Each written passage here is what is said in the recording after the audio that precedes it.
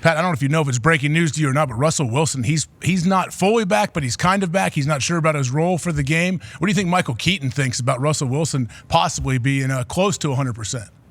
So I would assume Michael Keaton is down for whatever's going to make the Pittsburgh Steelers better. And Arthur Smith, the answer he's given about like everything from George Pickens to Justin Fields usage to Russell Wilson and the way Russell Wilson has talked about it all, seems like the Tomlin-led organization is handling it publicly in the right spot.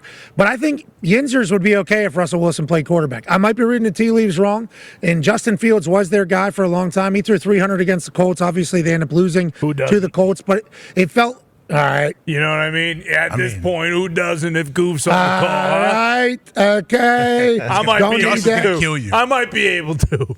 No. Okay. Yeah. Everything he said about Gus Badley and yada yada yada. Okay. The Colts are good I didn't football. think about Goof Badley. That's good. not his name. That's good. I didn't Gus think Bradley. that.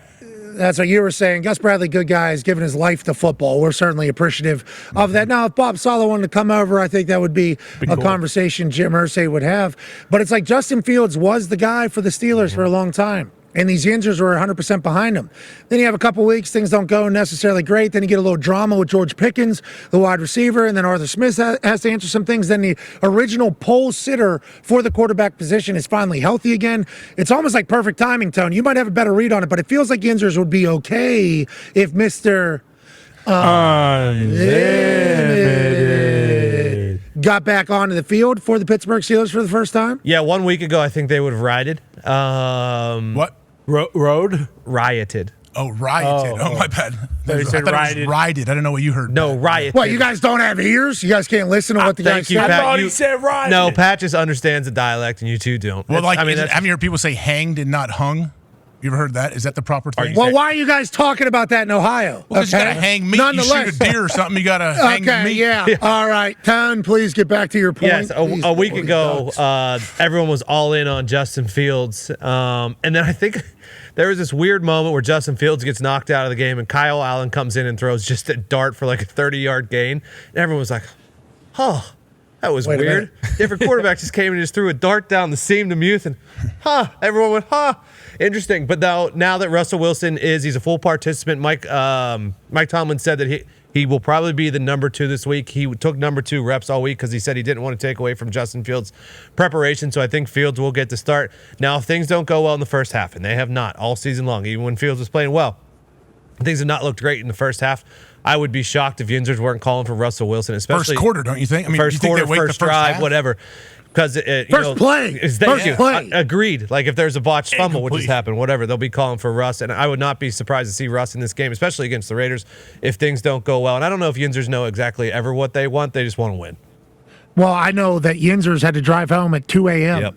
After a loss on the last play, and I think they are okay. Now would be the time for change. The amount of misery that potentially comes from that ending to the Dallas Cowboys, a game that you should have won. They probably feel like they had won and everything moving forward. So it's all about, the ebbs and flows of a season. And Mike Tomlin has always been very much like this.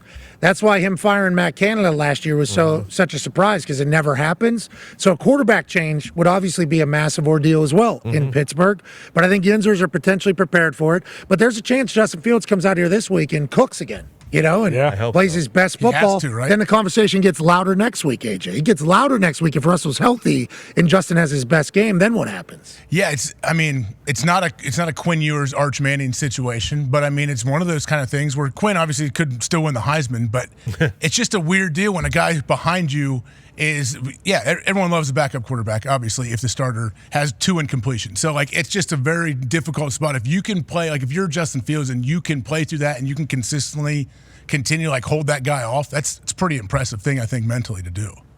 Yeah, and Artie Smith has to balance it all, and there's egos and pride and a big game, and a lot of games left that they all have to balance over there. This is first time for Coach Tomlin, right, having to deal with this? Feels like it. Yeah.